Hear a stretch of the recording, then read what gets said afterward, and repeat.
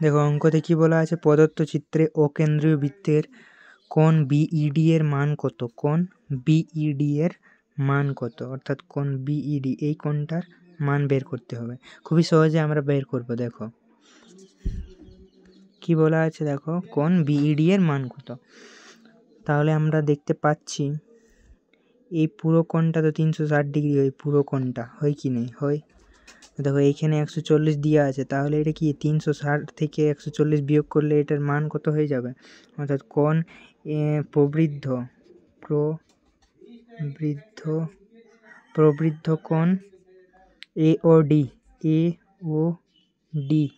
সমান কত হয়ে যাবে, 360 মাইনাস 140 অর্থাৎ 220 হয়ে যাবে, 220 ডিগ্রি হবে। এওডি এর মান হলো 220 ডিগ্রি। আর আমরা একটা সূত্র জানি যে বৃত্তস্থ কোণের মান কেন্দ্রস্থ কোণের অর্ধেক হয়। দেখো এই বৃত্তস্থ কোণ এটা, আর এটা হলো কেন্দ্রস্থ কোণ। আমরা জানতাম উপপাদ্যতে কেন্দ্রস্থ কোণের মান বৃত্তস্থ কোণের দ্বিগুণ, তাহলে এটাও তো বলা যায় যে বৃত্তস্থ কোণের মান কেন্দ্রস্থ কোণের অর্ধেক।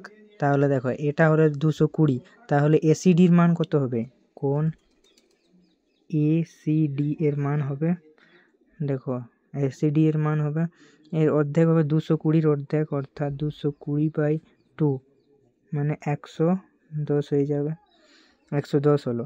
এবার এরপর দেখো ত্রিভুজ এসিই থেকে, ত্রিভুজ এসিই থেকে কি পাবে, আমরা জানি ত্রিভুজের তিনটা কোণের সমষ্টি হয় 180 ডিগ্রি। তাহলে দেখো কোণ এর মান দেওয়া আছে, কোণ এর মান দেওয়া আছে কত, 50 ডিগ্রি, প্লাস কোণ সি এর মান দেওয়া আছে কত, 110 ডিগ্রি। কোণ ই এর মানটা বের করতে হবে, পারবো না আমরা, এটা সমান 180, খুবই সহজে বের করে নেব। দেখো এর মান দেওয়া আছে 50, এর মান 50 আর সি এর মান দেওয়া আছে 110, তাহলে কত হয়েছে 160 প্লাস ই সমান কত 180, অর্থাৎ কোণ ই এর মান কত হয়ে যাবে 20 ডিগ্রি, 180 মাইনাস 160 সমান 20 ডিগ্রি, অর্থাৎ কোণ বিইডি সমান হবে শুধু 20 ডিগ্রি। এটাই আমাদের অ্যান্সার হয়ে যাবে। ধন্যবাদ।